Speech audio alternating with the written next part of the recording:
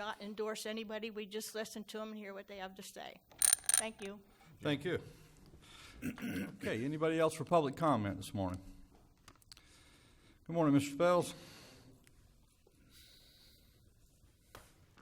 John Spells, 106 Citrus Lane. Normally I always have issues and I might as well get it started, but I kind of feel like as commissioners, y'all kind of let the people down because from my understanding, I come to find out that they're charging now to take debris and stuff to the landfill. Is that so?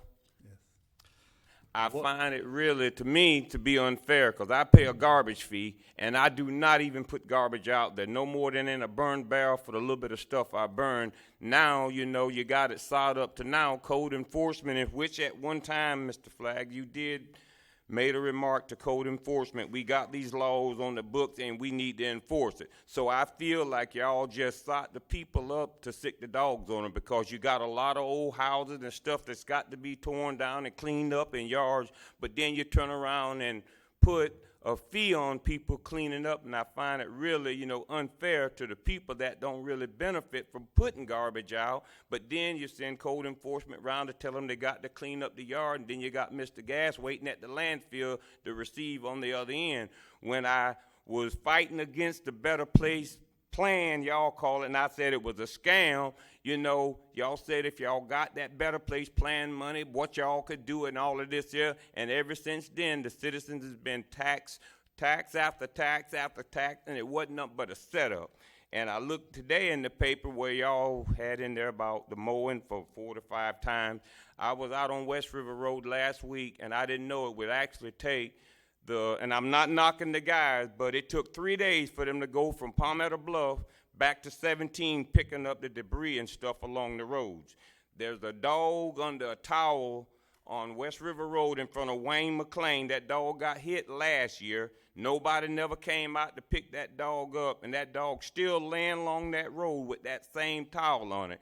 And to me, you know, all these here little jumps and loops that y'all keep throwing at the people, people do not have the money to keep jumping through the hoops. And I hope if y'all can't get it right, I hope voting time, the people get some more people in there. Because y'all spending money and just taxing the people to death, and there's nowhere in the world that we can actually survive with y'all. Every little loophole y'all can get money out of the citizens, y'all come up with a new law or something to get more money out of. Then you got all these high salary people just sitting on the time clock as county workers and not doing anything. Because to me now, I'm not knocking nobody, but for us to have 2 attorneys, you know, if you're gonna have 2 spare tires in the trunk of your car, it don't make sense. Either you get 1 good tire and ride on down the road, or either you just don't waste the taxpayers' money. Thank you.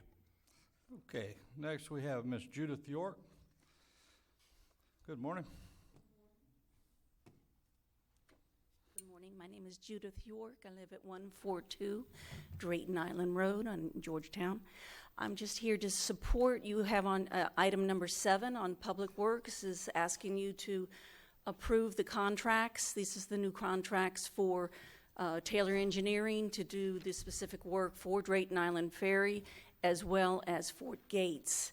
A lot of work and discussion has gone in through this grant to bring it back into compliance and follow the protocol for administration. I think Putnam County Public Works is now on track. They're doing a very thorough job, and I'd like to expedite this as quickly as possible. Thank you. Thank you, Mrs. York. Okay, anybody else? Ms. Ruckowitz, come forward, please.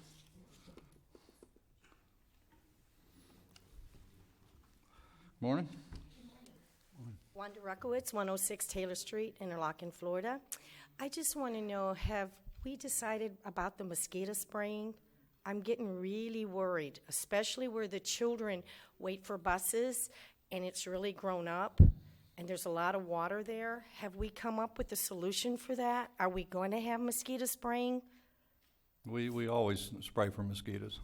Well, Mr. Leibel, last year was a very wet year, and we they only were had abundant. it once where I lived, one time.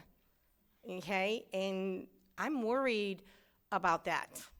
Zika is not a good thing. Well, we're certainly. And I just want to know that you know that this is really important.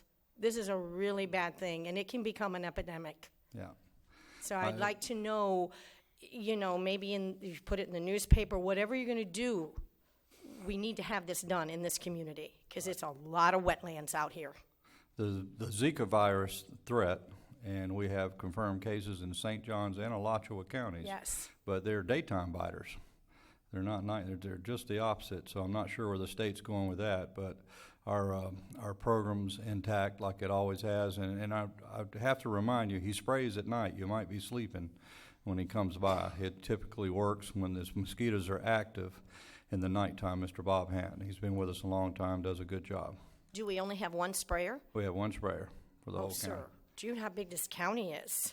If- You can't be doing that all night long. He does, For the whole county? yes. He does in zones.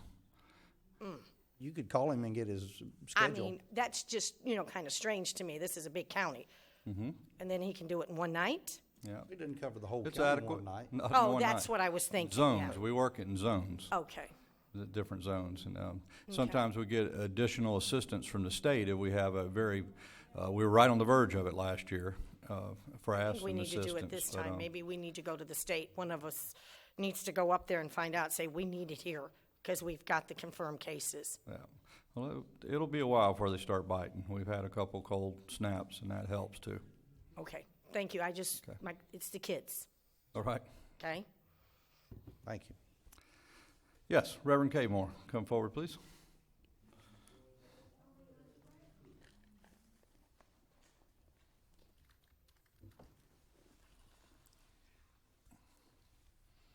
Leroy Camo, 117 Gladys Avenue, East Balaka, Florida, 32131. Mr. Chip, I've heard you say on the mosquito control, and we only have one truck. Our problem is on that particular situation is we call for them to come out that way. They never get off the highway. You know, we live back in there on Gladys. Years ago, they used to come in and they would go down the streets and go through, go around the church and come back out up there. But now they don't do that. Now the next thing, the gentleman right over there, he was informing me about the Dog Branch Canal. And on that Dog Branch Canal, I know for a fact that an easement was given to Putnam County because the Board of County Commissioners, before y'all time, at that time, they fixed up the papers. They gave the clipboard to me.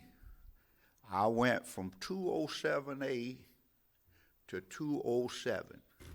Everybody in the area signed the easement.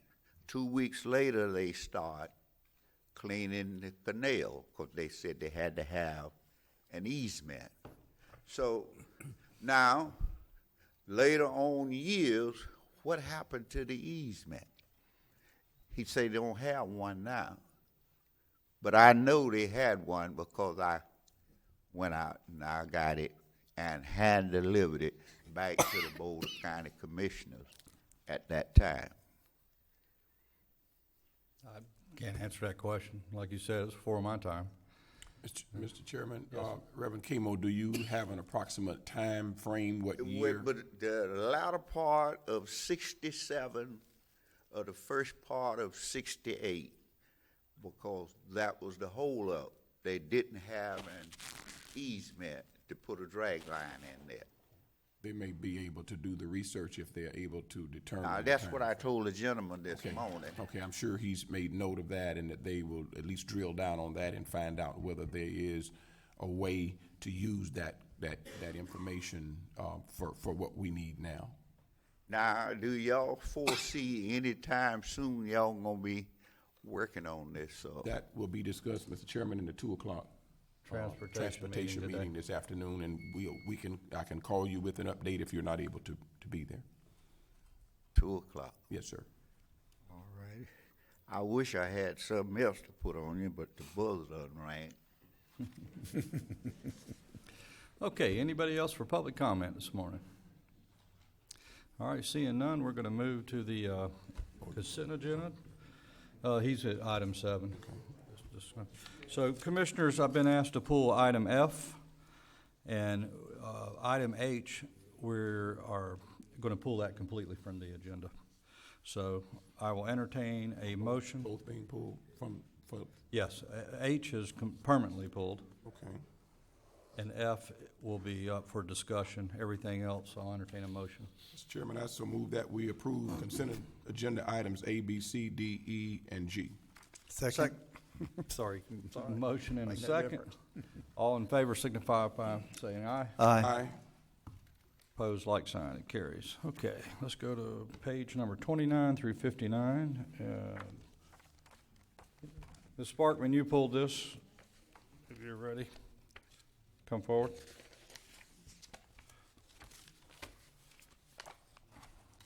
Mr. Chairman, while she's coming, can we introduce the summary highlights of it and the recommended action? Please, sir. Before she approval to apply for both EMS rural grant and EMS matching grant to purchase video laryngoscope. Should rural grant be awarded, county's match would be $1,181. Should rural grant not be awarded, then matching grant will be considered, with county's match being $2,852.20 if awarded. The recommended action coming from the fire EMS department is approve applying for both the EMS rural grant and EMS matching grant to purchase the video laryngoscope, and authorize chairman to sign the grant application. Thank you. Okay, Mrs. Sparkman. Okay, when I saw this on the consent agenda, I said to my husband, please go Google and pull that word up. He did. There's 2 doctors that run it. You all need to look at it, because what they have to do is they put the scope down you, and if they hit your voice box, you're done permanently. You'll never be able to speak again. And a doctor on the Google says it has to be done by a doctor, because this is serious. So if you're in an ambulance and we don't have trained doctors doing this, I'm sorry, you're opening the county up for a bunch of lawsuits. That's what, when I see something bad on the agenda, I go look it up on the computer, and that's what I did. And I think all you need to do that. Please do not approve this or postpone it till you all have a chance to look at that video. Thank you. Mr. Leary, we don't have anybody from EMS here this morning, do we? No, sir. Do you know anything about this piece of equipment? No, I'm sorry, I don't. Okay, I don't think anybody in the room does. Anybody know about laryngoscopes? I think the video improves the chance of not hitting the area you were just talking about. They do it in the blind now, and they do have a lot of lawsuits in this area. Commissioners? Mr. Chairman, this does have everything to do with the person that is in need of emergency services under they call it Dr. 100 when they're having a cold, and when they have to intubate a patient, it's very important to them to get it in its proper place as far as the airway is concerned. And so this particular video laryngoscope is to enhance and improve and make sure we are where we ought to be rather than blind, because they do have to do this in the field. So it's no question about whether or not it has to be done. This is about enhancing the abilities for it to be done on point, and to be done in such a manner that they don't create the issue that Ms. Sparkman is raising. Yeah, and Ms. Sparkman, I can tell you, sitting on the insurance board for all these commissioners and the citizens, we settle claims every 3 months, and doing this blindly, about once a year, a paramedic gets it wrong. And I know that this piece of equipment probably improves the chances of not getting it wrong. So I think that it's a very good piece of equipment, and if we don't have it, we do need it, and I know that. Any other comments? I think your other option is death. If you get it wrong, yeah, it's. Well, I'm saying It's if not. you need this done, Oh yeah. I mean, it's no talking or death, right? Yeah. All right, you made my mind up. Anybody else? Okay, what you want to do So with it? move. Got a motion on the floor for approval? Second. Second. Any further discussion? Hearing none, all in favor signify by saying aye. Aye. Opposed, like sign. Okay. That includes our consent agenda, I do believe. Next item, Ms. Linda Myers, our tax collector, is with us today, and you're up on the agenda.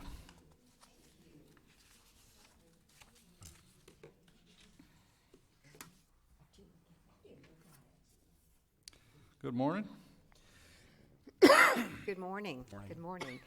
I'm taking the liberty of passing out the next specialty plate. You know, when I have this opportunity to address you, I like to talk about the specialty plates that are out there. And after you take a peek at it, I'll just mention it on my way out this morning. But I am here to talk about something very important and something our citizens here in Putnam County have been asking for. In 2014, a pilot program was put in place by the Department of Agriculture and Consumer Services to see if it would be efficient and effective to distribute and take applications for concealed weapons permits. The pilot program was very successful. 6 tax collectors worked with the department to see, is this the right thing for the department, for the citizens, and did it work in the tax collector offices? After that successful pilot in 2015, they opened it up to the other 60-plus tax collectors that had not participated yet, and we got in line and were approved last May. That's how long this takes.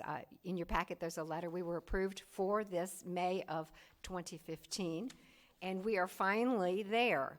The reason we haven't brought it to your attention yet is because we're already having constant phone calls, and I thought if we talked about it in May of last year, we would be expectations out there that it was any minute now, and we knew there was going to be quite a lag. But it is here now. The actual fingerprinting machine came in last month, and we are in line. Everything is just rolling out from the department slowly but smoothly. So to that point, I have constant questions about this. People have been wanting this locally. You know, if you don't do it locally, the old way was to do it through the mail, and it was extremely time-consuming. Now, of course, our neighbor, St. Johns County, has been issuing permits for about 6 months. And a lot of our folks, we said, listen, we're months away. Please go use the St. Johns County facility. It's close. But we are now within 30 days. So we wanted to let you know, and this is an opportunity for the citizens to find out what's happening in their county government and in their tax collector's office. So to give you the highlights, you have a little information there because I think people will be asking you, I hear concealed weapons. Do you know anything about it? So you have a little detail sheet about what it takes to get a concealed weapons. And it's just just kind of a little snapshot. There are people who are not eligible. And in your little snapshot, I say that is a long list. Go to the department website to find out if you're not eligible. In general, if you meet certain criteria, you're eligible. But there are some specifics. And so I suggest to people, if they don't have one and are interested, to go to the Department of Agriculture Consumer Services, click on the big button that says concealed weapons, and they'll get a lot of the information. And the other thing that I didn't really come to talk about too much, but I gave you a copy, I believe, on the training. Training also is a requirement, and there's so many different ways to get the training that the best thing for that, for our citizens, is just to go to the consumer website. But I'm here to tell you the dates. We send 4 folks to Tallahassee, to the Department of Ag, on March 1st, and they're going to take 2 classes on March 1st and March 2nd. And then they will be back in the office, and the Department of Agriculture rolls into our office on March 7th. They will be installing equipment all day on the 7th. And on the 8th, we'll be training one more time. And then on Wednesday the 9th, we are open for business. So I just want to make sure everybody in the audience, please share that with the other citizens. On March 9th, which is a Wednesday, we are open for business. And what does that mean? If you don't have a concealed weapon, you may apply for one in office. Now, we can't issue it then because you have to do a background check, and the Department of Ag still does that work. All we're doing is streamlining the application process, streamlining the fingerprints. And I say that one more time because people think in the old days when you did it by mail, you had to get your own fingerprints and put it in the mail. You do not. You come straight to our office, you fill out the application online, and we have a fingerprint machine dedicated to strictly the concealed weapons permits. So on the 9th. We'll be open for business. Now, the Plaque Daily News is going to cover this for us. So if there is any kind of snafu on the 8th and we're not open on the 9th, you'll see headlines, I think, on the 9th that say, not open yet. So that was to take an application. Renewals are a lot easier. If you currently have your concealed weapons permit, you get your renewal notice from the Department of Ag about 4 months to 5 months prior to the expiration. Just fill that packet out, bring it in, and we can take the application for renewal. And this is sort of breaking news. Right now, the legislature is looking at 2 tweaks to the program. One of the tweaks is to not require us to have notaries. See, in the pilot program, they were really strict on the rules and regulations to make sure it worked. But now that they see it's working, they've changed a few of those ground rules. They still required us to have a number of notaries on property to notarize citizen signatures. Right now, they're looking at striking the notary requirement. However, we do have 4 notaries on site. And then also they're looking at, which we can't do yet, is actually when you walk in the door for a renewal, you will walk out with your renewed permit in hand, just like your driver's license. Right now, we send the renewal and you get it in the mail 2 weeks later. So the legislature is looking favorably on, just like your driver's license. You walk in, you do your renewal, and you walk out with your plastic card with your new picture. So we're hoping that's going to pass because that even makes it more customer service oriented. Well, I'd say. So that's what's happening in your tax collector's office. $134. I think that's the renewal, isn't it? Renewal that's $72. Yes, the new applicant is $134, and the renewal is $72. I don't have those in front of me. Ms. Myers, Yes. off the top of your head, do you know how long a license is good for? 6 years. 6 years. 6 years. Thank you so much. I'm sorry. Okay, Commissioner Harvey? Go ahead, Commissioner Flagg. Your Honor. Ms. Myers, thank Yes, you. sir. I do some volunteering with a local hospice on fingerprinting, and some of the problems we run into is the older people's fingerprints don't show up electronically that well. Is this new system going to be able to handle that situation, or have you had any problems with that? What you're describing is the same thing that we have with our current fingerprinting for CDL license and commercial drivers. We have to do the same thing, and depending on fingerprints, it's a struggle. It's a real struggle. Our staff is pretty good at that, but this is a new state-of-the-art paid for by the Department of Agriculture. Okay. So we're anticipating, and what we hear from our neighboring counties, that it is clearly, depending on your fingerprint depth, there's always potential issues, but these should be an improvement. Thank you. So we hope that to be the case. Thank you very much. So, Mrs. Myers, Yes, I'm sir. sorry, Commissioner Flagg, you were next. No, you go ahead, sir. I just certainly want to commend the county. Many individuals did not understand that the state did roll out a pilot program and that they were trial implementing this in select counties. And there were some complaints that came in, well, why does St. Johns County have it and we don't, and things of that nature. But I certainly appreciate the fact that you explained it, because last year when I made application, it was very smooth. I did go, I traveled over to St. Johns County, went through the full process there, and Tom Edwards was the individual who, popped up, and it's like, he saw me, I saw him. It's like, well, I still feel like I'm in Putnam County because Tom is serving me, but it was an awesome experience. It was very seamless. Once we went online and did that part, we came over, picture the entire electronic process. So again, the technology is there, and it's necessary for these days and times. And I understand that there were a lot of pastors lined up getting their permits, so I was in the number. Well, it is of an interest to our community for sure. And to your point about the pilot, of course, the pilot was strict. Where was I going to go with that comment about the pilot? Oh, they rolled out after that based on the number of permits in your county. We actually ended up in the top third because we already have quite a number of concealed weapons permits existing. And one of the drivers for the for Department of Ag and Consumer Services to get this in your tax collector's office is the renewals. Somewhere in the 2007-2010 window, concealed weapons permits were sort of very popular. Mm-hmm. And now, 6 years later, they're all renewing. and they are backlogged, and they're concerned about the backlog, that they would not be timely in getting those renewals out. So that was one of the drivers of why they looked at tax collectors' offices, which already do some state functions, and said, will this work? And let's pilot it and see. Yes. So thank you for that. Thank you. Okay, so the $134, that's a fee for 6 years? Yes, sir. It's the fee for the permit, and it's good for 6 years. Oh, that's pretty good. And one other question. And the renewal, of course, is less. Your certificate of training, a DD 214 for military folks, is still accepted? It is. All it right. is. I think that's about it. And that just brings up one other subject about concealed weapons.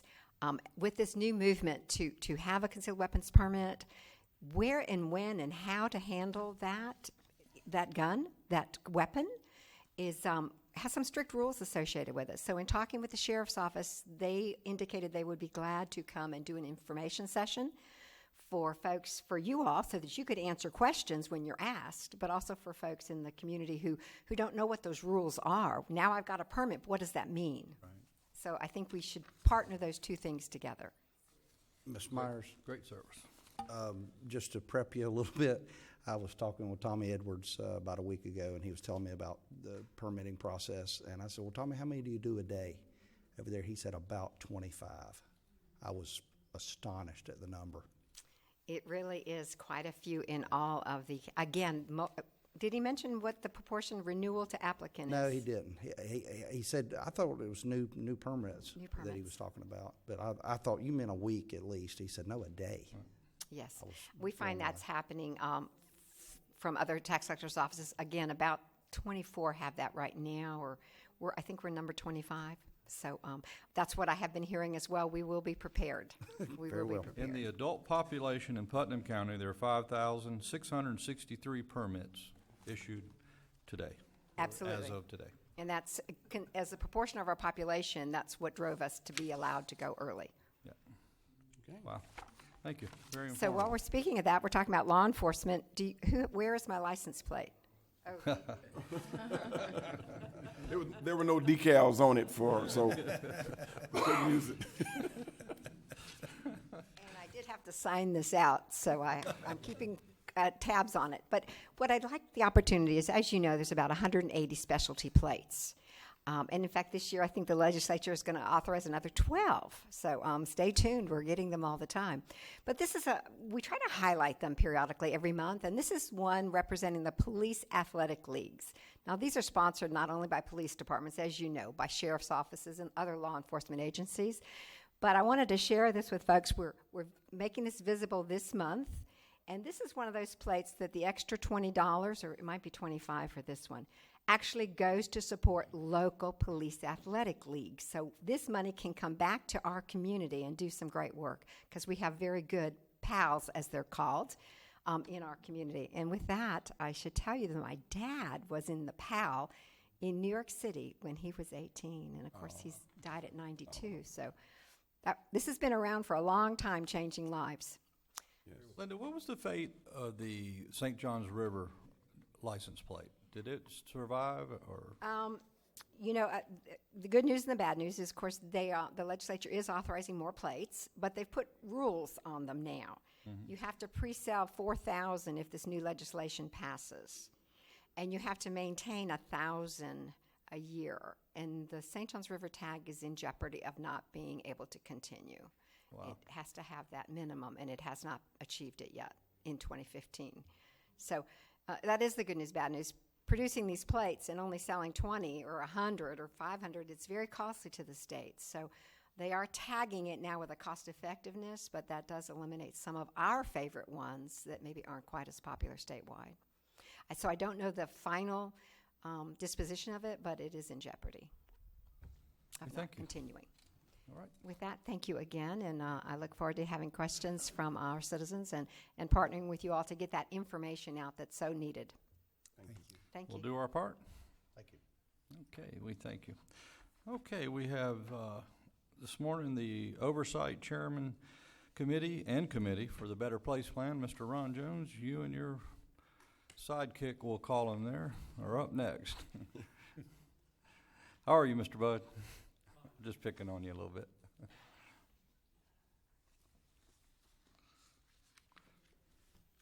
Morning, Mr. Chairman, Commissioners. Morning.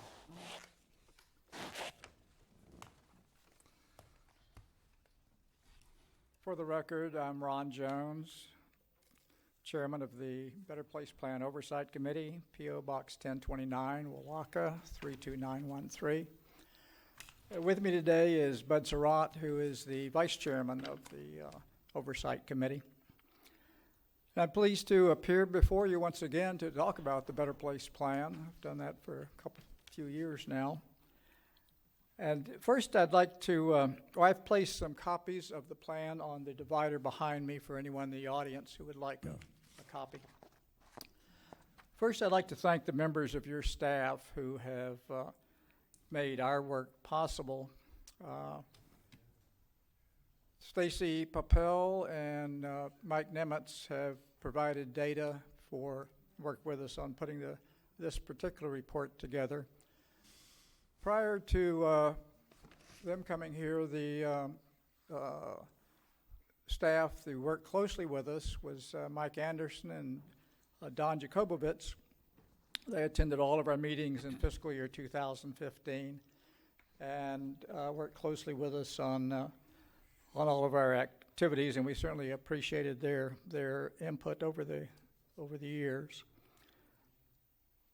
Rick Leary, Yvonne Parrish, and Tony Weaver also attend all of our meetings and have been keeping us on track, and we appreciate their input. As you know, the chairman of your board is an ex officio member of our committee, and we've been pleased that in 2015, Commissioner Flagg attended our meetings, and in 2014, Chip Leibel attended meetings leading up to the referendum to renew the plan. And we certainly appreciated their participation in our discussions and their insights about the things that were influencing or impacting us at that time.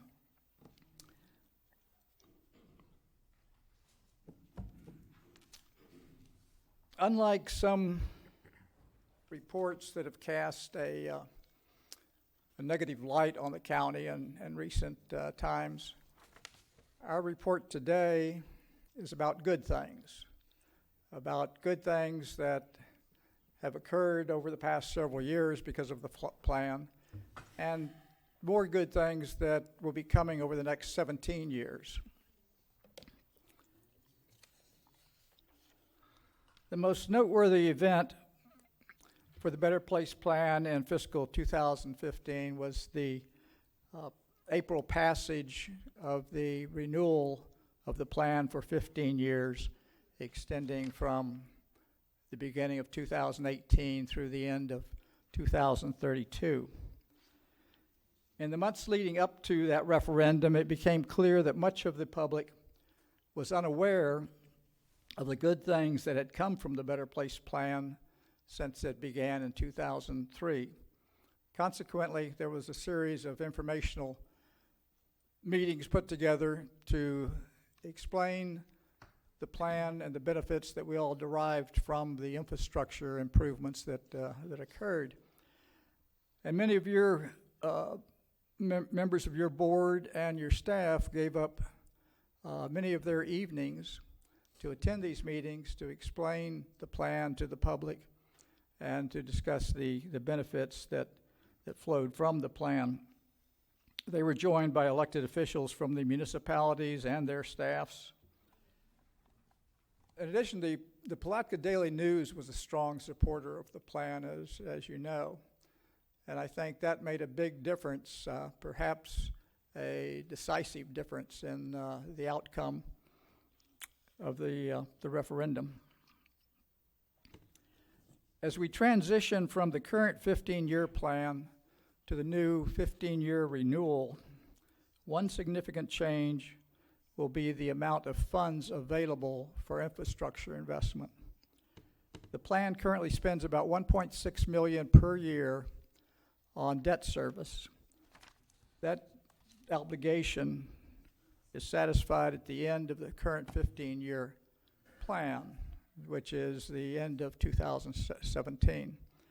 So beginning in 2018, we no longer have that 1.6 million annual expense.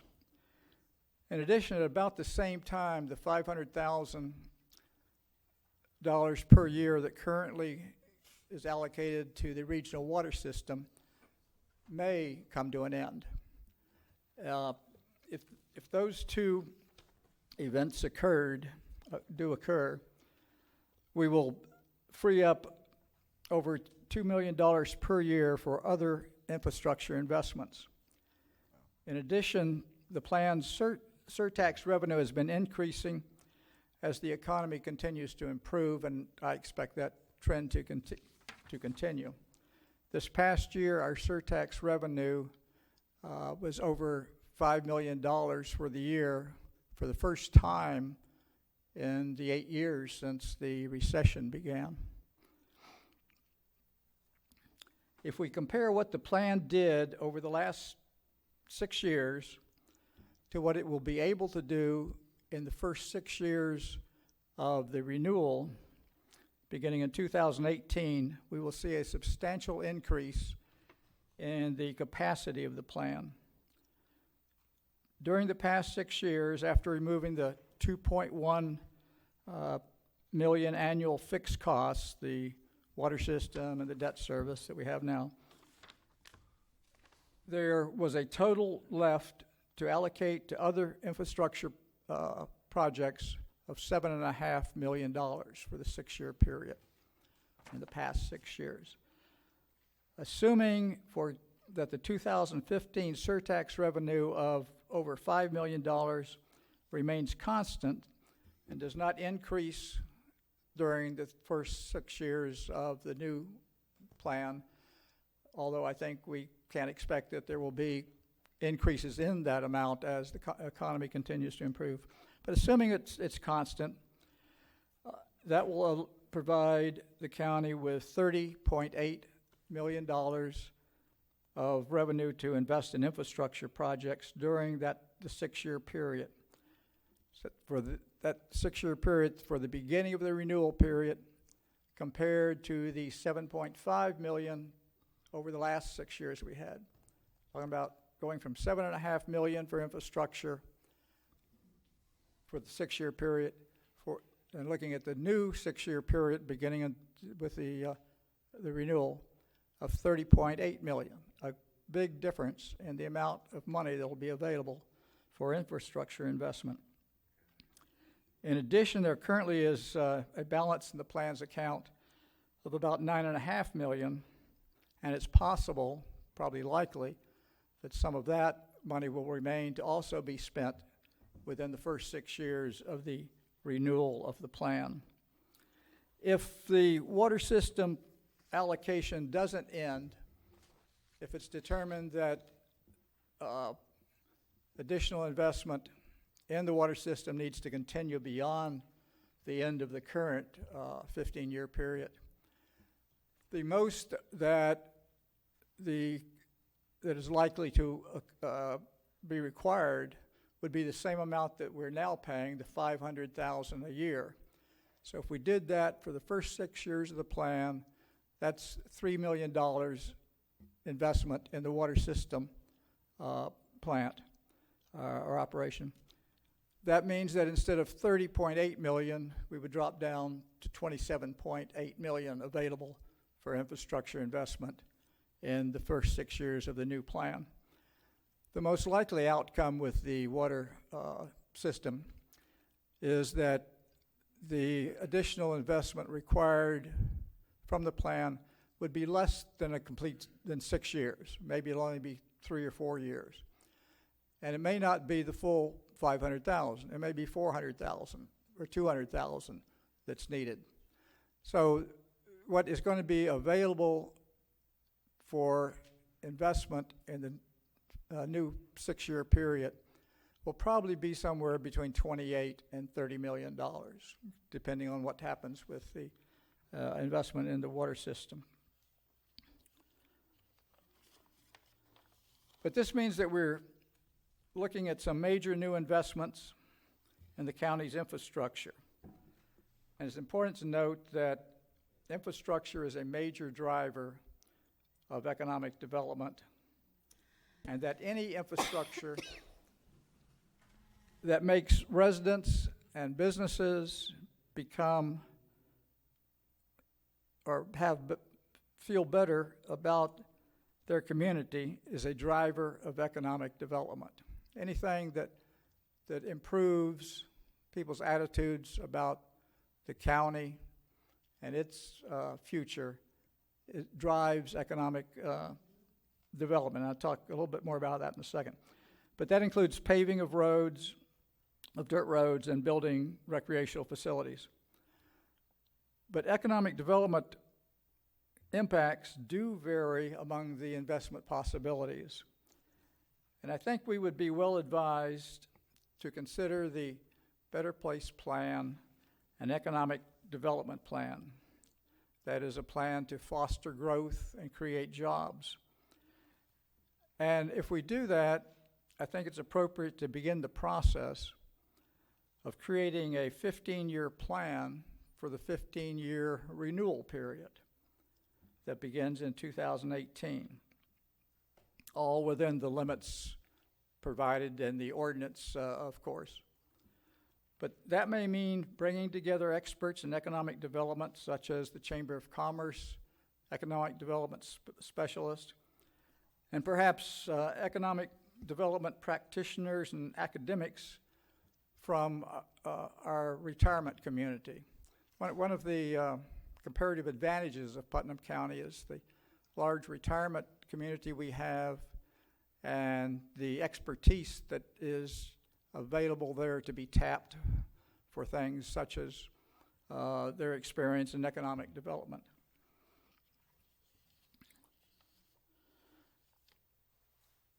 Recently, there have been a number of sources, including the Palatka Daily News, that have suggested that communities whose citizens have positive thoughts about their community, that those communities are more likely to receive economic development, to experience that, than are communities whose citizens hold negative views. And maybe greater awareness of the Better Place Plan and its benefits can offset negatives, such as a poor health rating or employment concerns. Bud Surratt will go over some of our thoughts on how to address those issues in a few minutes. But first I want to go through the written report, which is on pages 68 and 69 of your agenda packet.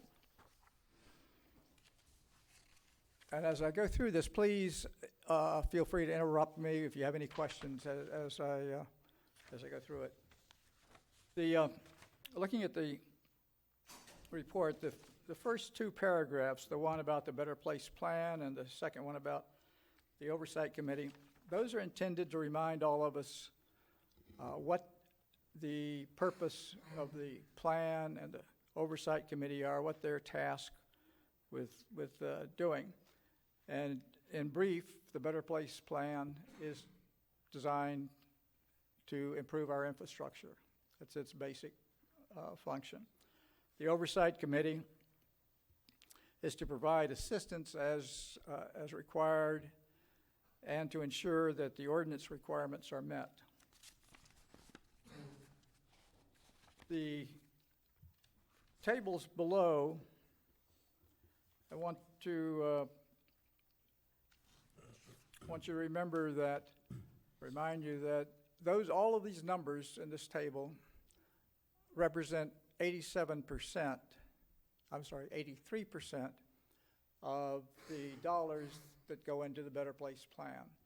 17% of the dollars go to the municipalities, and they control how those dollars are spent, where they go. So we don't have numbers that show us the total impact of the plan, the total number of projects. They aren't listed either.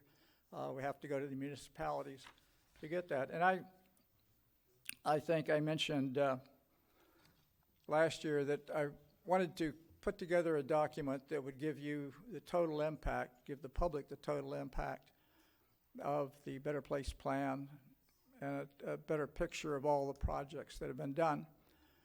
I haven't gotten to that point yet, unfortunately, but I have talked to municipalities. Some are certainly agreeable to providing us with the information to do that, and I'm pretty certain that by this time next year, we'll have a report that will cover the entire county, including the municipalities. Looking first at Table 1, that table is a report on the activities of the plan for the fiscal year 2015. I mentioned that we had revenue of over $5 million for the first time in quite a while. In addition to the $5 million surtax, we had some interest, and then we had a carryover from the previous year of almost $8 million, giving us $13 million revenue. Under project expenditures is listed the projects that were undertaken in 2015, some dirt to pavement projects, some road surfacing, some at the fairgrounds, and some land acquisition for the park in Georgetown, and then the regional water system, $500,000 that goes to them each year until the end of this current plan. Giving $2 million for total project expenditure, then a debt service of about 1.6, giving a total expenditure of a little over $3.5 million compared to our total revenue of $13 million, so we have a carryover of about $9.5 million. I mentioned last year that I was concerned when the carryover was getting up around $8 million, that my belief is we're better off, and the public would like us to be more concerned about projects on the ground as opposed to dollars in the bank. In other words, I have encouraged the spending down of the surplus that we have. Since I said that, the surplus has increased another $1.5 million. I'm not sure if my thinking is just different from everybody else's, but I think we need to address that issue. That may be for you to address, it may be for Public Works, I'm not sure who is involved. When I last talked with Don Jacobowitz about it, in fact, I think we talked in our last meeting, and he was clear that I had been concerned it had to do with personnel issues, that he was short of staff for a while. And he assured us that that was not the case, that he was fully capable of taking on more work and had no problem doing that if he was so directed. But other than that, I would just leave that there with my recommendation that that number be spent down some. Yes. What is your comfort zone? What level would you feel is appropriate? When I talked with Mike Anderson about this a while back, he also said there was no reason to have a surplus particularly. And the only reason that he and I were aware of might be some timing issues as far as when a loan payment comes due and when the revenue comes in, that they might miss each other and not get in the bank before the check gets there. Not good. So some minimum amount. Now, I said last year certainly $1 million was plenty. I think you could get down lower than that, but I would think there'd be no reason to be above $1 million. And John Jones might have a different opinion on that to share with us. I don't know. Well, we would not see it as unspent revenue. We would see it as a reserve to handle any unforeseen drop in revenue for the next year. Obviously, there's a percentage there that we are comfortable with, and this number exceeds that. Can I ask the same question to you then, Mr. Smith? What's your comfort zone?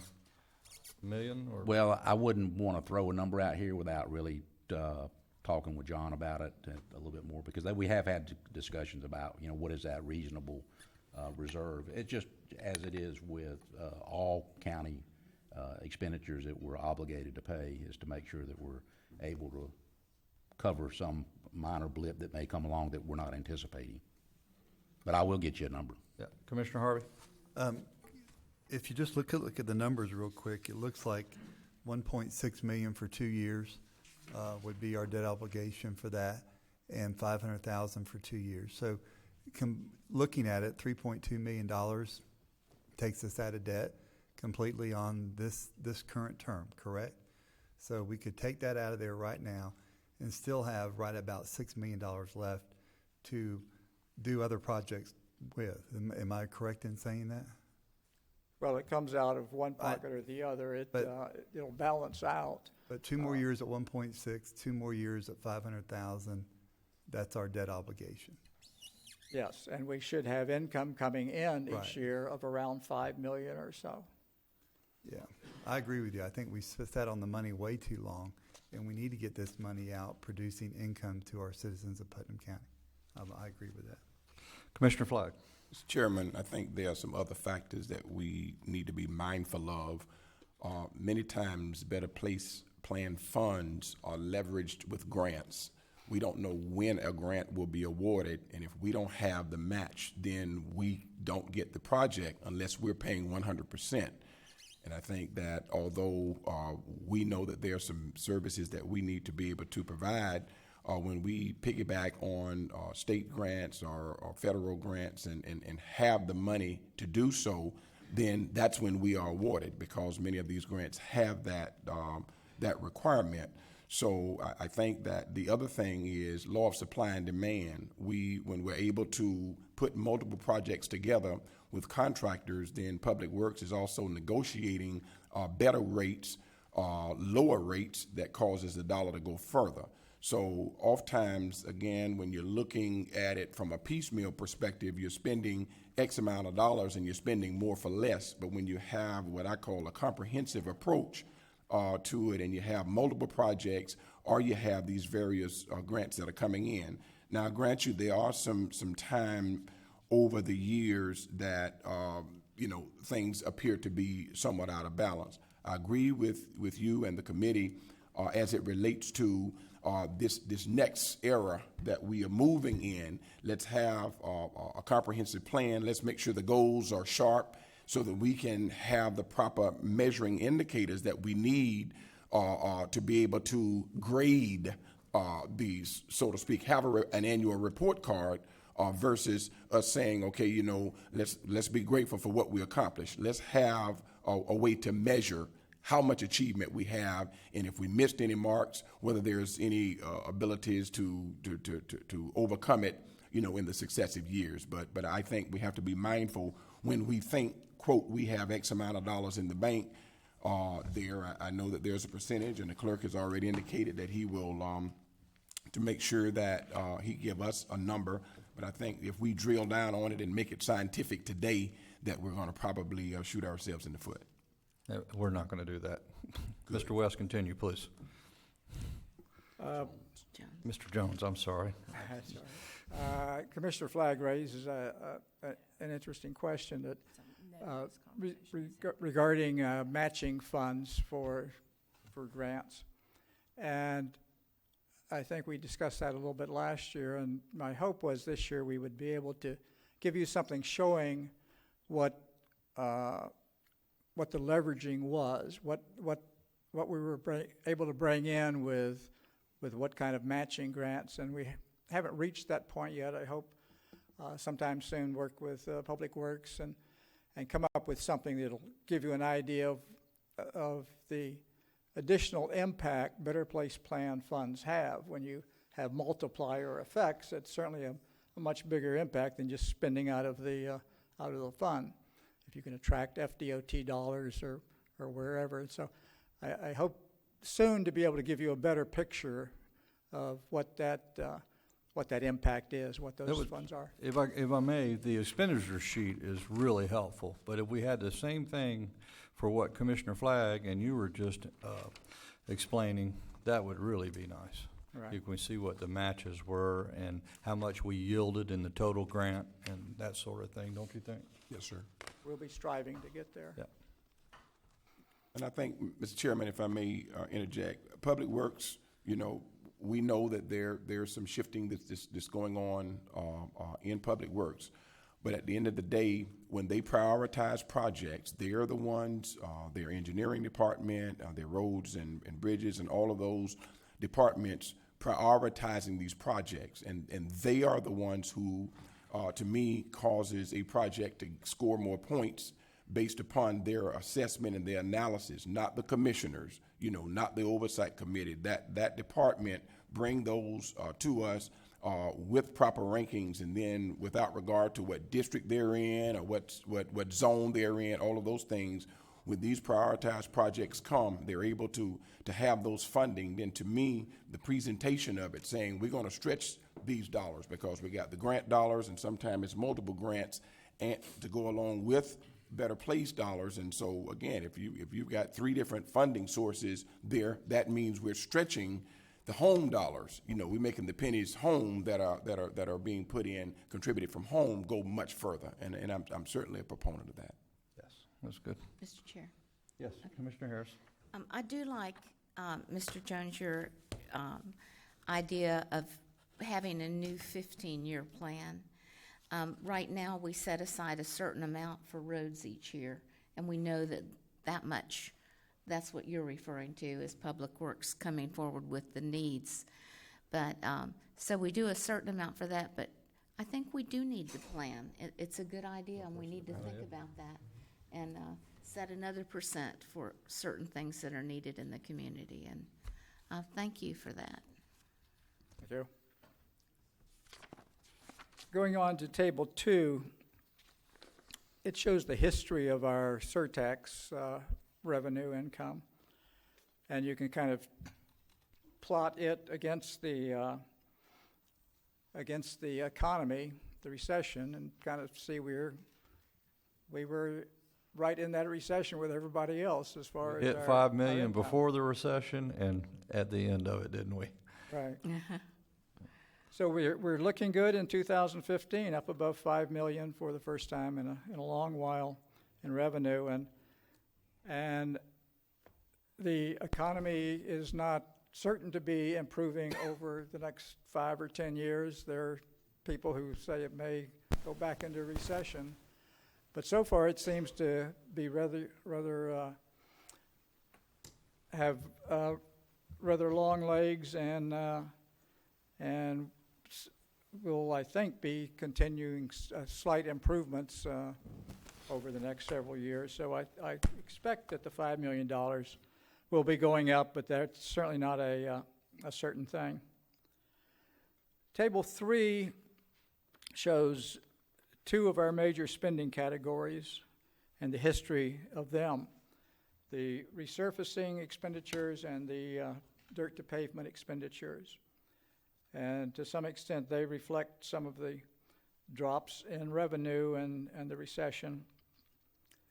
The roads, dirt roads that have been paved from the beginning has now reached about 81 miles total.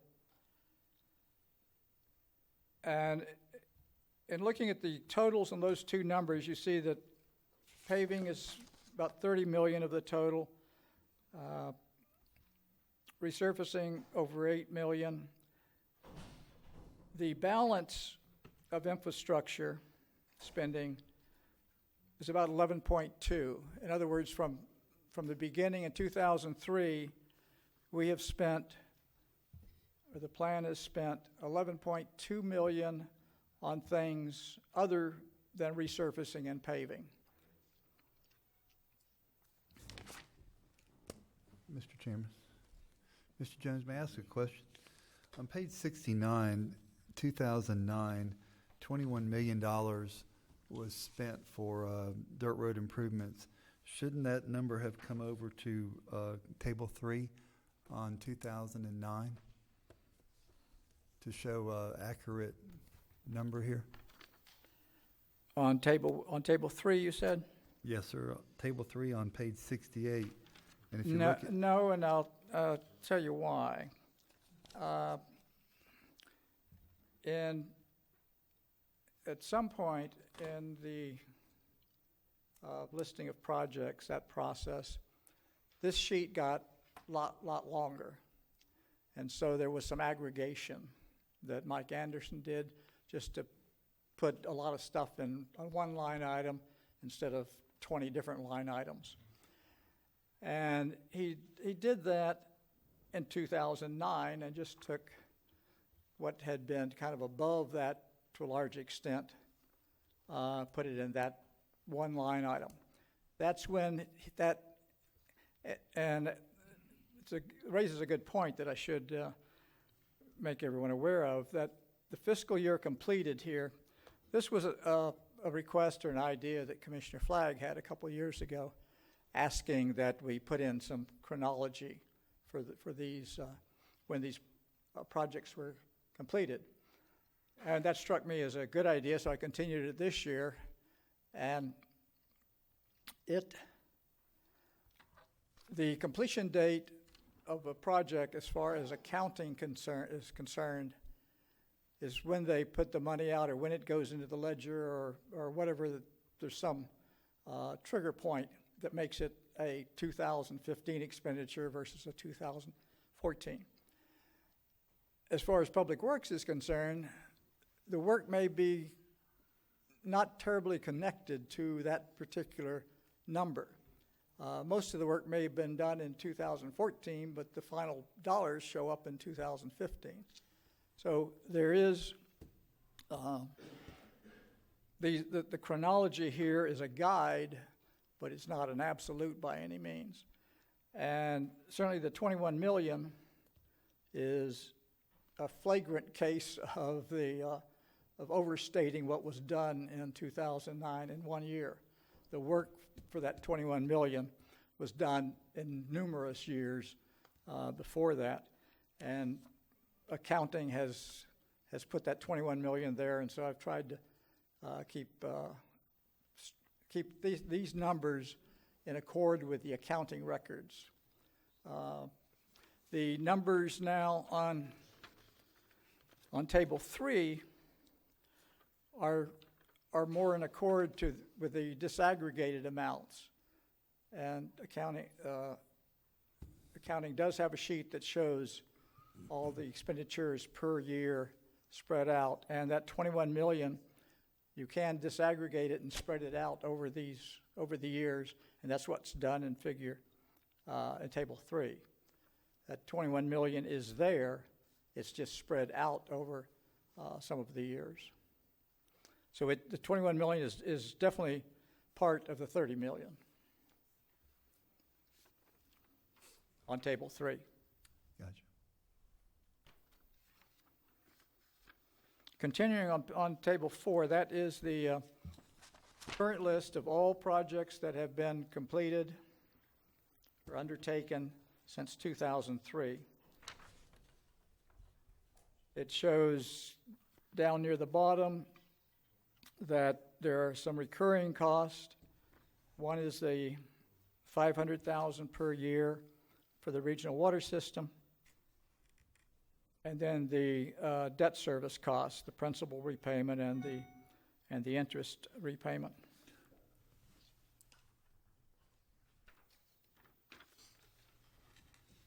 And that concludes what I think I wanted to say about this report. If they have questions on this report, I'd be glad to address them at this point. Commissioners, any other questions, comments? Mr. Jones' report. We have somebody from the audience. Yeah, just want to certainly thank the committee for Yeah. sitting in on those meetings and seeing how, again, the committee is operating within the purview of overviewing. And the biggest issue that I see is when you drill down on the project, does the project meet the criteria that has been set forth, and once that has been answered, then to me, the committee certainly has given due diligence for the benefit of the community and the commission, because, we need the feedback, but all of the hoops that we jump through to make sure that these things happen is very important. And I think that there was some concern at one point as to whether the commission was trying to change the scope of the committee, and I think everybody now understands that was not ever the case.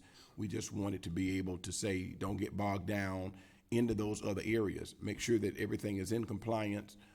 Let's make sure that our staffing is prioritizing these projects and that we're getting them through the pipeline, so to speak, so that the community is not only beneficiary of these projects, but they're also aware.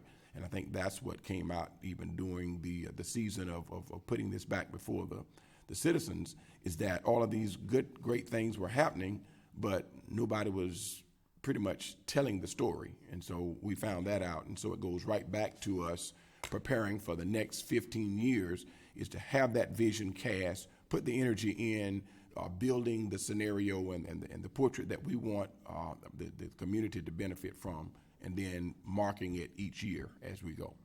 Thank you, Mr. Flagg. If I may, I'd like to turn it over to Bud Surratt. Yes, yes, and please. then address the questions. Okay, after we have some questions, and if you just stay at the podium, Commissioner Pellissier is going to bring a mic to the podium for the questions. Mr. Surratt, good morning, sir. Good morning.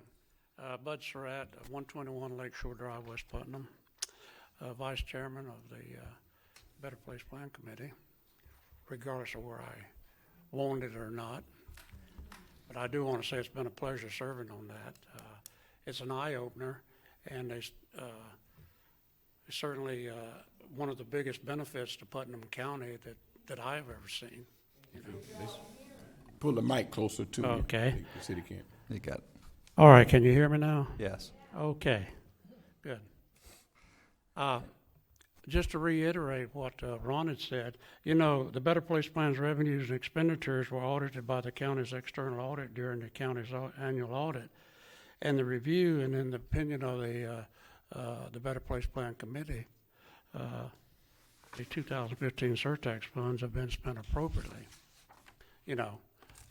So that's a good thing. There's been a lot of undercurrent talking about not being spent appropriately. We may not agree with where some of those dollars went, but it is in accordance with the ordinance. But Ron had asked me to talk a little bit about more of a positive image and marketing the positive things of the Better Place Plan to the folks in Putnam County rather than the negative things. We always hear about the negative things, but we hear very little about all the positive things, and so we've talked several times in the... You're easing back away. Yeah, we talked several times in the committee meetings about how to get the word out to the folks in Putnam County. And I know it's a prevalent thing out in West Putnam. I'm sure it is down south in Crescent City area, although they do have the Courier-Journal down there that's very good at reporting stuff.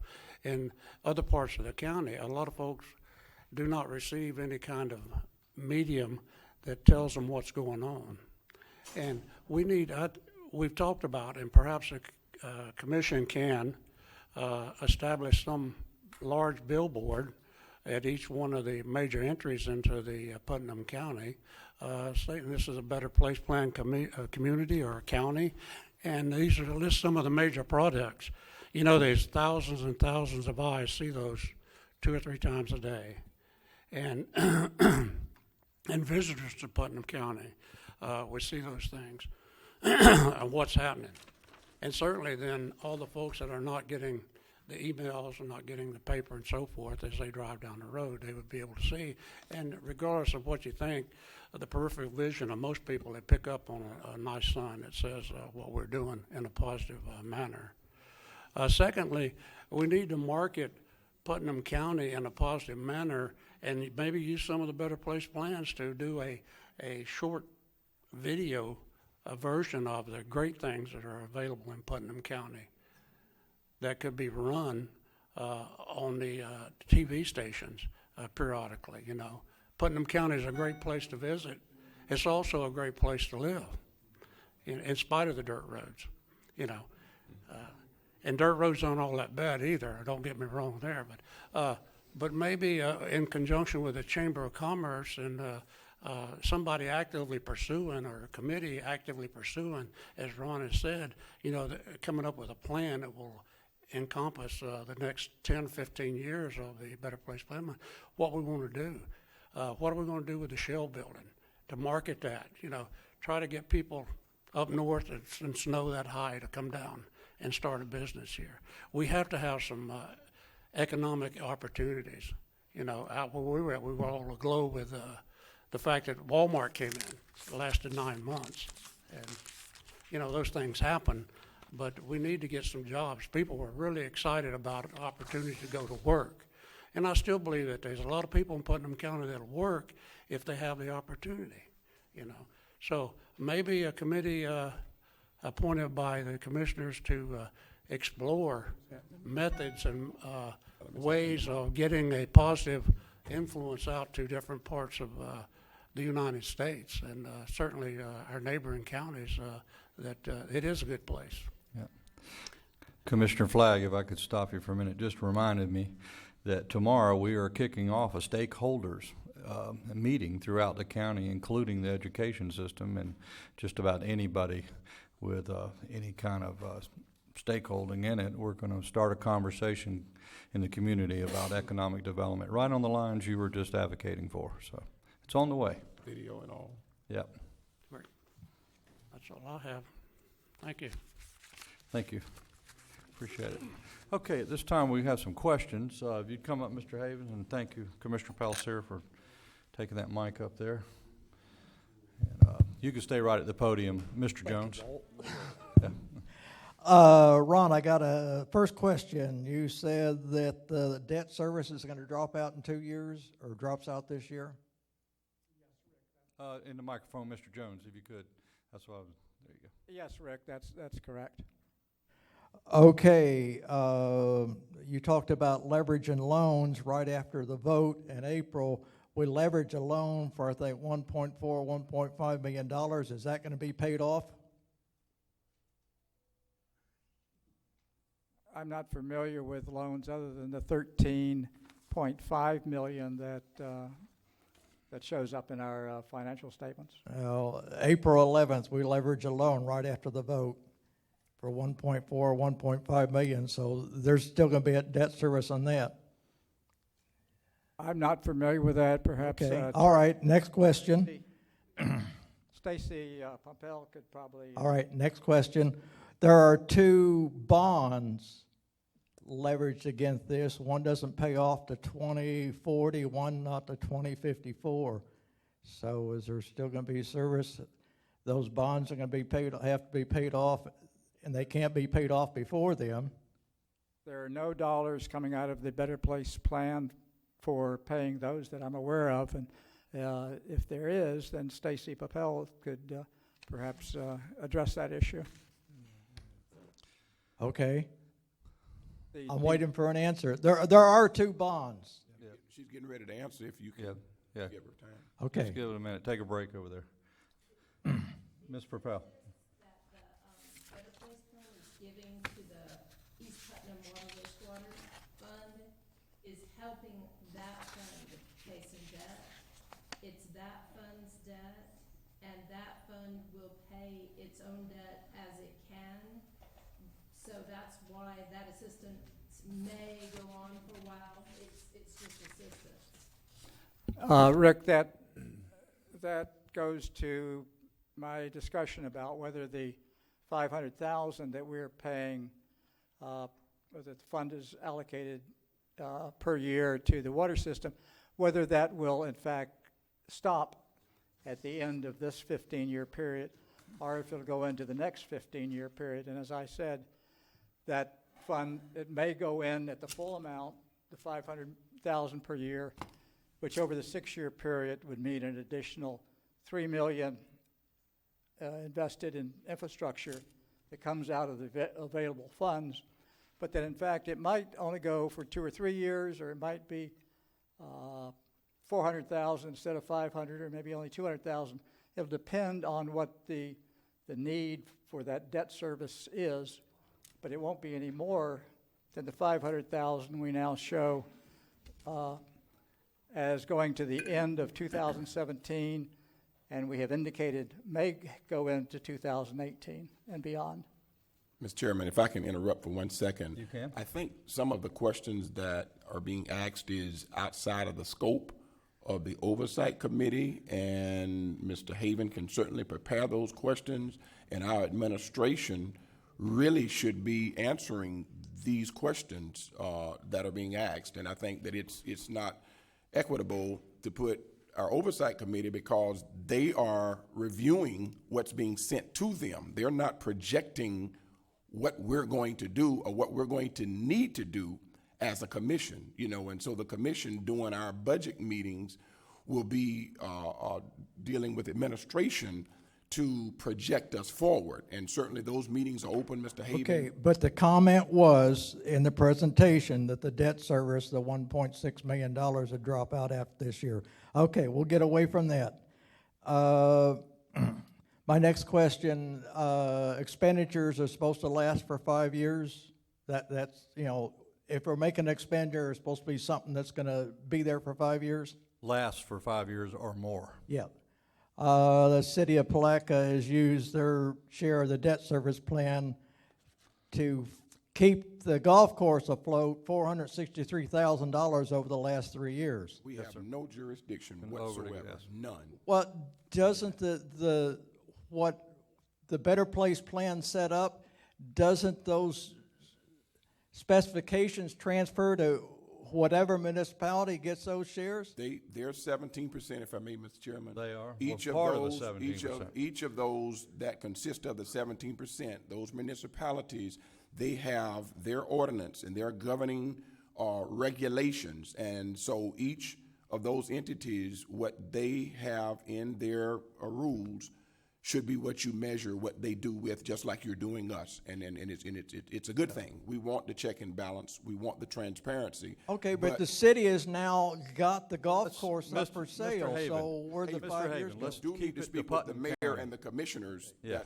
run the city. Last question. Thank you. Rick, before you get to that, let me make it very clear, just in case there's any lingering confusion, that the debt service shown on our statements there of around 1.6 million per year, that has to do only with the $13.5 million loan that the Better Place Fund took out. That loan is totally paid off by the end of 2016. That $1.6 million debt service will go to zero on end of 2017. It has no connection to anything the water system's doing or anybody else is doing. Okay, last question. We got in our land acquisition in Georgetown. How is that considered infrastructure? Land acquisition is specifically listed in the ordinance as a permissible capital expenditure. It has a life considered to be more than 5 years and can be considered as a capital investment. To do what with? Don't we have enough public lands in That's your Putnam County opinion, already? please, Mr. Haven, and keep the question straight up. It's an amenity. Thank you. Sorry, Mr. Jones. No problem. Any other questions for Mr. Jones from the public? I'd like for us to take a 5-minute recess. Mr. Yes, I think that's good. Oh, well, let's thank you, both of you. A round of applause. Very good job. Thank you very much, Mr. Surratt, Mr. Jones, and we will take a 5-minute, yes. I had a couple questions for you before you leave. Is there anything, Mr. Surratt, thank you for your service on this board, and I appreciate your comments that the monies was spent according to the ordinance. Is there anything that we can do as a Board of County Commissioners to help with the ordinance or do anything to make your job easier? I know we talked about things that are coming up tomorrow, but is there any one final piece of gold nugget that you could say, if you could do this, that would really help us do that? I think taking a look at the future 15-year plan in a little different light, perhaps, than we have in the last 15 years, and giving a little more thought to the economic development aspect of it would be a big step, a big help for us. Thank you, Mr. Jones. Thank you, Mr. Chairman. Okay, let's take that break. We'll be reconvene at 10:30. Close to. Just a moment. Yeah. We want you on the record this morning. Tell us about this new piece of equipment you are getting a grant for. Chip, are you reconvening the meeting? Oh, no, I didn't really, but I will. Let's reconvene, and we'll wait on Commissioner Harris. All right, sorry, Tony. Quinn, yeah, inform us on this. The grant that we put forward a little bit earlier in the consent agenda is for some new advanced technology. It's called video laryngoscopes, and we've been intubating patients since I have been here and before, so well over 20-something years we've been using the manual way to do that. This provides the latest, greatest technology to be able to do that same life-saving intervention. Okay, and cuts our liability risk greatly? Absolutely. This is something the state-of-the-art. The hospitals are using them. We're now going to be using those. And just intubating a patient is somebody who's not breathing or has a compromised airway. So taking control of the airway with that advanced measure is potentially the life-saving measure that they need. Okay. So this would give us some. Let's fill. Any questions? Chief, that's exactly what I told them, but they wanted an expert. Commissioner Flagg's been on this before. It's a better system. Well, we have a doctor. Yeah, they have the medical director that they operate under there. Give them the understanding, because a doctor is not going to be on every rescue unit out in the field to intubate a patient. And if they don't intubate the patient, then they're going to be calling one of the local funeral homes. That's right. So correct. Yeah. No. Commissioner Harris, we had our expert here on that earlier conversation, so we didn't. Well, and to Commissioner Flagg's point, we have a medical director who writes protocols, and all of our paramedics are trained to implement and utilize those protocols, from simply starting an IV to pushing medications for treating patients for whatever the condition may be. Intubation is one of those doctor-authorized and trained protocols that we utilize. And like I said, we've been doing it for over 30 years. This just gives us the enhanced ability to ensure. More of a technological advancement, more so than a practice. So it's not a new practice that's happening among our EMS trained paramedics. This is just, again, giving them a tool to enhance the quality of emergency services, emergency medical services that are being provided to our citizens. And let me make one other point too, if I might. I would put up any of our paramedics against any other paramedics in the state of Florida, anywhere else, because our patients, we have long transport times. So having these tools to be able to potentially save their lives while we've got them for the 30, 45 hour period of time, we need every advantage we can to make sure that we're giving our patients the best opportunities. So. And all of our paramedics, by state law, are being engaged in continuing education and training. I mean, you guys Absolutely. Are really the training department of this county when it relates to state requirements, and then just local, just your professionalism and the connection with the hospital, the trauma centers, and things of that nature that, you're really on the edge, cutting edge. Absolutely. Not only do we have to meet state requirements, we have to meet our medical director's requirements. We're over and above the state requirements.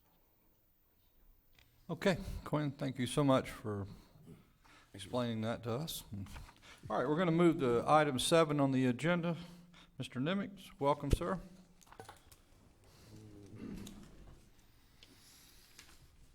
Morning, Commissioners. Mike Nimitz, Interim Director of Public Works.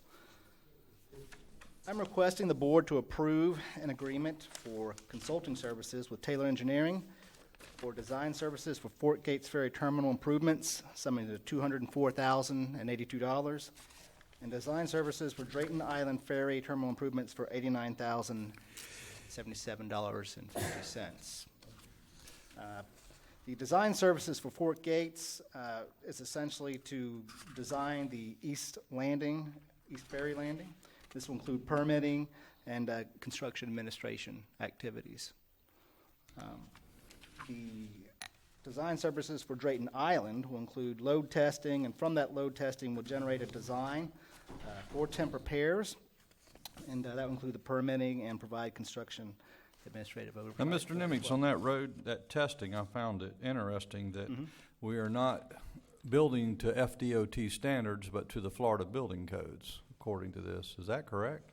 I mean, I highlighted it right here, and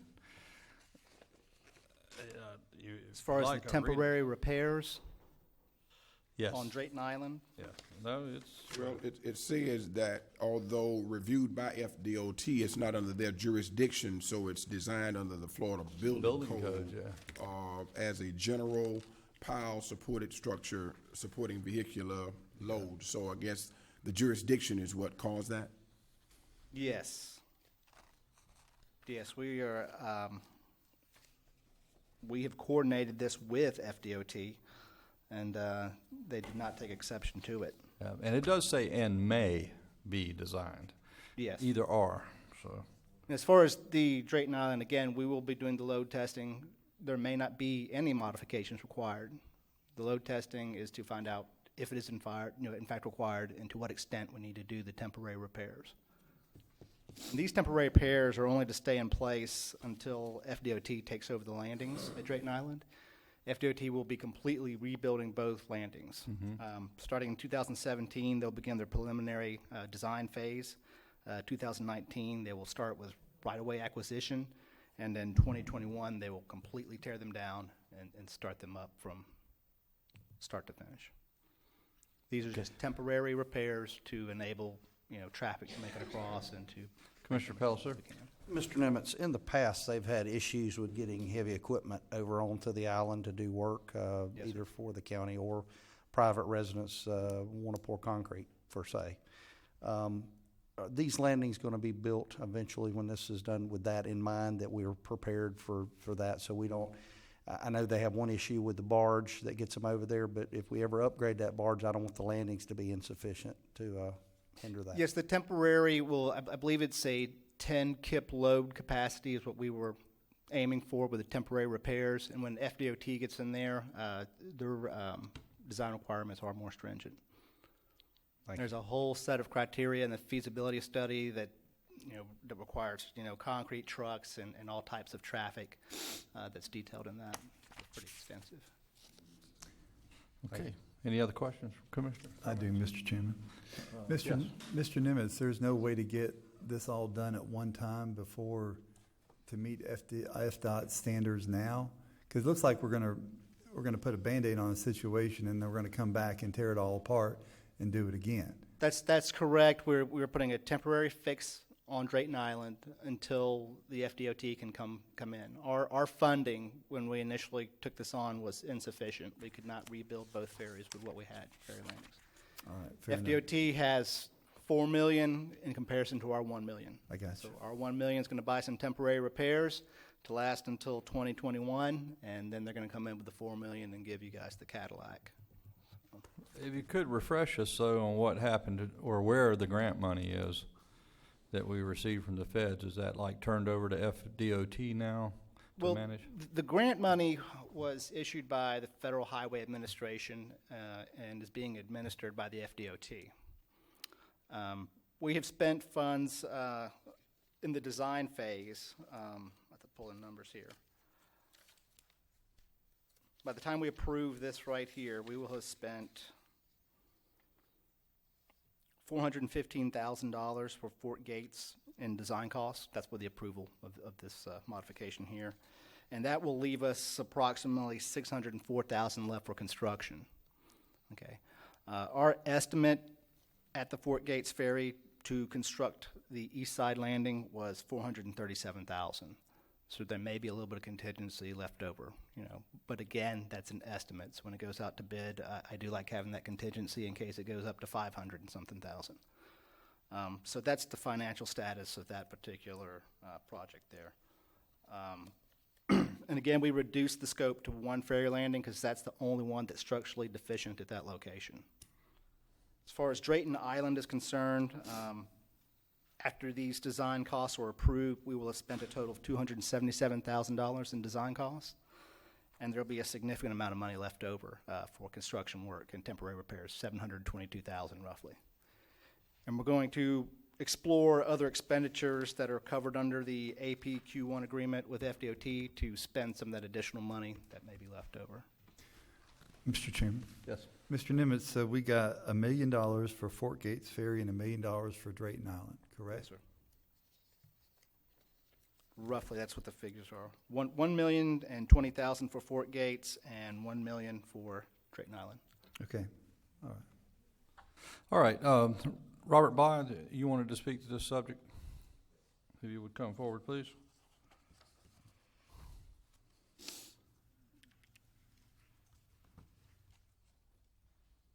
Robert Bly, 116 Sand Lake Drive, Pomona Park, Florida. A couple questions. The history which you just Robert, getting that mic good if you're gonna. Sorry, the history that you just went over shows that we've spent about half of the money, close to half of the money, in engineering. The engineering that we're having done now, is that the same engineering that we've done in the past, or is this other engineering that need to be? The engineering we spent to date was the feasibility study, which was extensive, and it took quite a while to get done. The feasibility study was completed in the first quarter of 2015, near the end of that. At that point, we identified, deficiencies in our budget, okay, with our projected construction costs, and we went to FDOT, trying to find additional funds and everything, and explored a number of ideas. And at that time, they had found the $4 million for Drayton Island, so that was very promising, but it was going to be until 2021. We were hoping to be able to commingle those funds, take those funds from the Drayton Island and do both ferries at Fort Gates, but the way it worked with the federal agency, that was not permittable. So we had to come back to the drawing table and generate this final scope here that we have now. Yeah, that's what we're Finish doing. this up. And that was decided, I guess, in the fourth quarter of 2015. So this has been a hot item. We've been pushing it every which direction we can to get it to where it needs to be. Appreciate your been a diligence. problem with money. Yes. Okay, Robert, does that answer your question? That's one. I have a couple more. Get the mic close to you. Was an RFP required or done for the spending or for the engineering work that was done?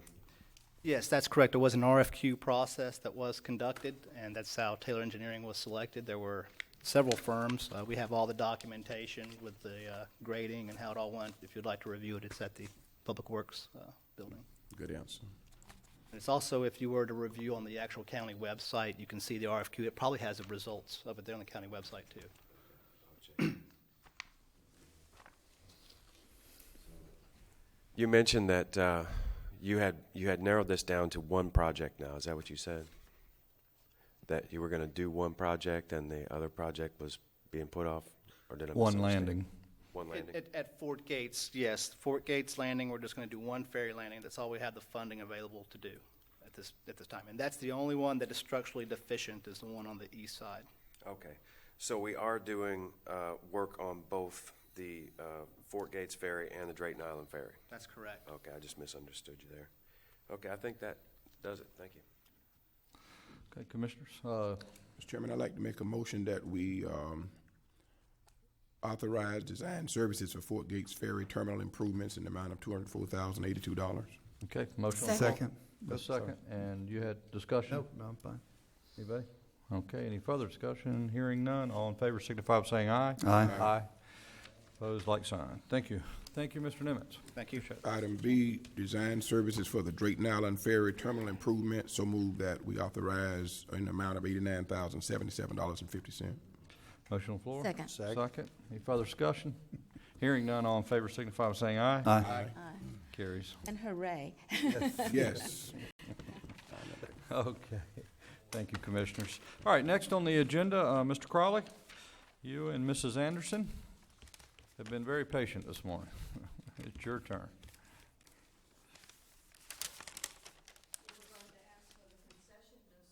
Really? I think this is the one that works. Oh. Yeah, the other one's a light. Good morning. Good morning. Rosemary Anderson, 145 Mount Royal Avenue, Weelaka. Steve Crowley. I'm Steve Crowley. I live at 520 Kirby Street, Palatka, and I'm the Director of Libraries for Putnam County. It's a pleasure to be here with you this morning to report on the results of the Putnam County Library System membership in the PAL Library Co-op in the fiscal year 15. Steve is handing out a brochure that summarizes my remarks and more particularly how Putnam residents have benefited from our PAL membership. But I'd like to call your attention to a few highlights. You may recall that PAL was organized in 2010 to help increase the resources of the Putnam and Levy County libraries and to compensate and relieve the Alachua library system of some of the demands of our residents going to use their facilities. It's been, I would say, a happy and productive partnership between the three parties, and I hope you'll agree. We do. To $500,000. 508 to be exact. You skipped ahead. I was going to point that out later. We're very happy. Anyway, PAL's long-term plan specifically states that we will augment the resources for member systems, and we will provide electronic tools for the success of the systems and of our patrons. And one of the things of which I am most proud is, if you look on the inside left panel, is the addition of the online resources that were skimmed to none when we started out, and are really, our citizens are able to take advantage of the most prominent and useful online resources. One of the other accomplishments is that our residents have access to the resources of almost every library in the state, because the PAL Co-op pays for the system to borrow materials and transport them from Palm Beach, which is the case of one of the books that I borrowed, and that service is available for free to all of our citizens. We've enhanced our programs for Teen Tech Week and the Summer Library System. You have a picture of Super Getty the Gecko, and adding professional educator entertainers to our programs really attracts an audience and helps the children in regular attendance and also enjoy the learning experience. And we know that if our children can't read, they're not going anywhere in life. Correct. So these programs are very, very important. And of course, they're during the summer when there are opportunities to get in trouble. So if we can keep them productive and entertained and involved, well, then we're all money ahead. We have expanded our collection of materials, and our library staff has enjoyed the training opportunities and the interchanges with other systems so they can feel more confident in how they're doing their job and enjoy it. So in fiscal year 15, PAL provided $109,000 in to Putnam County to add these benefits. And that is a typical expenditure. As Chip jumped ahead and said, over the 5 years, it comes to over $500,000. Impressive money. Right. And our library system will be benefiting this year, fiscal 16, to about the same amount of money, $109,000 for this fiscal year. And we have a reserve of $350,000 so that we can look forward to at least having it continue into the next year or so beyond. So we're happy to report these accomplishments, and we like to be able to come with good news and say we brought money and service. And we can answer any questions if you have some. When you started this program, I know we were nervous about the big county, Alachua, sucking up the lion's share of the proceeds, but that just hasn't been the case, has it? Not really. Yeah. There were some very fair and equitable. We're bigger, better in the first trustee meetings, board meetings, but it's a very harmonious, compatible arrangement, and so we're all equal partners by now. Well, I really salute y'all for venturing into it. It's worked out. Yes, Mr. Chair. Commissioner. I wanted to thank Rosemary Anderson. She began at the beginning in 2010 and has Yes, I feel like a relic. made it part of your life, and thank you so much. It's been a wonderful program. Yes, Thank it you. has. I've enjoyed the experience, and I know our other board members have too. I didn't mean to leave Steve out. That's all right. We appreciate your services too, but Commissioner Harvey. Larry, Thank you again for making the presentation today. Did I understand you correctly to say that you can borrow books from other libraries and you borrow one from West Palm? Is that correct? Yes, you can. My wife has told me the other day, as Steve knows, she's probably your best customer in the world. And she says she has read everything in Putnam County so far, and she actually rented some books the other day. She said, I already read these again. So I will let her know that she can go to other libraries and find. There are two ways to do that, Commissioner. Okay. One, of course, would be within any of the counties that we have a reciprocal borrowing agreement, which is most of the counties that surround Putnam. She can go to Clay County, St. Johns County, Marion County, Volusia County, and obviously Alachua and Levy County.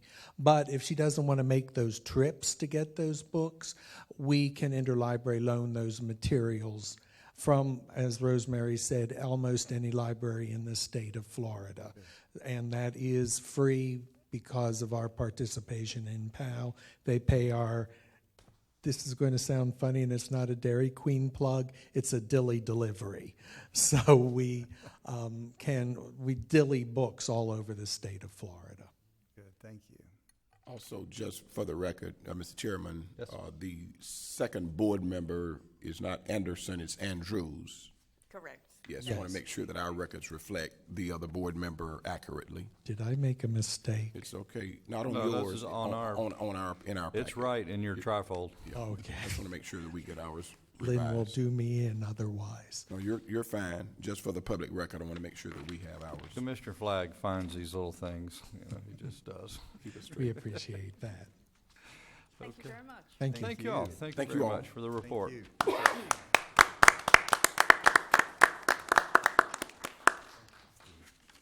Okay, Mr. Sammons. Good morning, sir. I have but one case today. Case 2010-00713, 120 Coral Court, Palatka. Paul Segree, Linda Jo Haney is the guardian. This is a fine reduction case. The property was first seen on June 14, 2010. There was an unsafe mobile home on the property. Notice of violation was sent out on June 25, 2010, which gave 60 days to bring the property into compliance.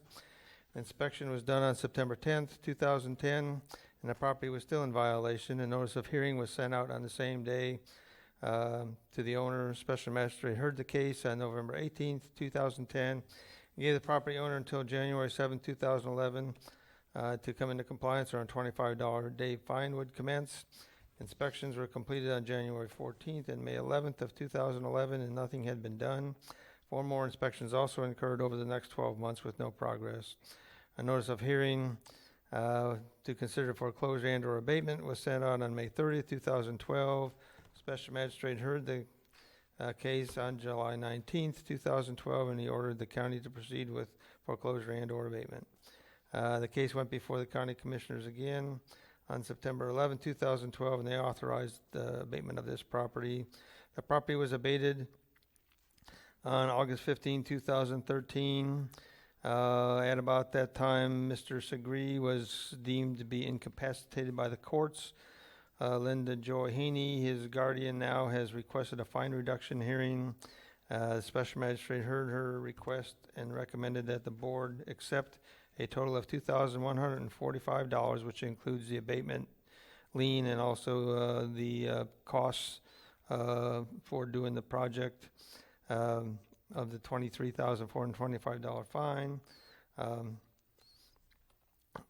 if it's paid within 90 days. Ms. Haney's not here. She's very busy, but she's in concurrence with that recommendation, and doesn't need 90 days to pay it. She's intending on paying it this Friday if you concur with that recommendation. You just said all the right things, Commissioners. What's your flavor here? Mr. Chairman, I move approval of case Motion on the floor. 2010-00713. Second. Second, further discussion? Question. Called question. All in favor signify by saying aye. Aye. Ayes, opposed, like sign. Thank Thank you, Mr. Sammons. Okay, item 10 on the agenda, Mr. Rick Leary, appointments. I don't have anything beyond encouraging the board members to make appointments, sir. Board members, with that being said, anything? Working on one. Working on one also. All right. We'll go down item 11 then to County Attorney Stacy Manning. I have nothing today. Clerk of Court Tim Smith. No items today, Mr. Chairman. Thank you. Right. Commissioner comments. Transportation meeting 2:00 p.m. Yep. So move, we adjourn. You tried. Commissioner Palliser, then Commissioner Harris. Just a couple comments. One being, as I think a very serious and heavy hitter for the Better Place Plan. Any of the naysayers that were in the audience earlier that I don't see anymore, I think if they look at this list of roads and things done where this money was spent and what the Oversight Committee did, I think it's crystal clear as to the good that it does for our county and in helping ourselves grow. I think I heard someone say that, did we spend the money on this or that? When that thing was voted on, the criteria that money could be spent on was laid out prior to. It didn't come about after the fact, oh, we want to buy this, let's just use the Better Place Man. It didn't work that way. The criteria was clearly defined on what that money could be used for, and that's all it's been used for. And I'm very much a supporter of it to this day. I have one other little thing else I want to talk about, and it's kind of funny that some of the things that were said today came about. I'd asked Mr. Salmons to prepare find a little video that I found on YouTube, I guess it was, and it's something from the archives of Putnam County. And if you don't want to watch it today, we can do it another day. It's 13 minutes long, isn't it? Yeah. And it's something that our forefathers did, the Chamber of Commerce and the Board of County Commissioners. We don't know the date on it, but we think it's in the 60s, maybe early 70s, that they did. Some of our older folks that might have been around in government during that time maybe have some ideas of it or where it came from. Look over here. He is the youngest member up here. That's Tell us what it was. Well, it's just talking about all the good things that Putnam County has to offer, and they talk about agriculture and the paper mill and this. I want to show it to the Logic Committee also because I think it's got some really good ideas of something we can do or produce. I think they've been talking about it in Logic that really promotes Putnam County in a positive light of every genre you can think of in that thing. I mean, it just goes in all Let's go a different step further. Tomorrow, can we have it available in this room at 2 o'clock? Yeah. He's got it ready now. Perfect. Okay, no, but we have that meeting tomorrow, a stakeholders meeting. 10 o'clock. 10 o'clock. No. yes. I've got 10 o'clock. Do you? 10 And then 5 2? o'clock. And 5, okay. Unless 10 you o'clock? Unless you want to do the 5. No, I want both. Yeah, we do. Thank you. It's very enlightening. I found it. I didn't want to. I wanted to watch it again. I mean, it was very good. A lot of things that they talked about. I mean, they talked about the bass fishing, lakes, Wonderful. work, Where is everything. that? Just good stuff all the way around. And I That letter certainly you want to gave see that and make that available to the public. Okay, Commissioner Harris. Are we going to see it? No, tomorrow. Tomorrow, okay. Well, I wanted to talk about tomorrow. I think it's very important because we're developing a strategic plan for economic development. And I'm just looking forward to that group gathering. We're going to meet at 10 o'clock and 4 o'clock. 10 and 4. 10 and 4. I've got 5. Carl's got 4. 10 to 4, sir. 10 to 4, and then 6 5 hours. Oh, And Lord. then 5 o'clock is the other one. And then 5 o'clock will be a meeting where the public I guess the public can come to both if they want to and have input. But at 5 o'clock, there's a presentation Now, to the the public. 10 to 4 is invitation, and 5 o'clock's to public. Is that how it is? But I've been wrong on everything I just said, so. No, Yeah, it's okay. But I remember them I saying think that. that's significant. It's important that we do that. And Oh, yeah. I'm glad that that has come about. And I just wanted to remind everyone, we know that jobs are our most important thing, and all the other things that we do are things to lead up to that. And I loved what they said in the report for the Better Place Plan, that it's an economic development engine, and indeed it is.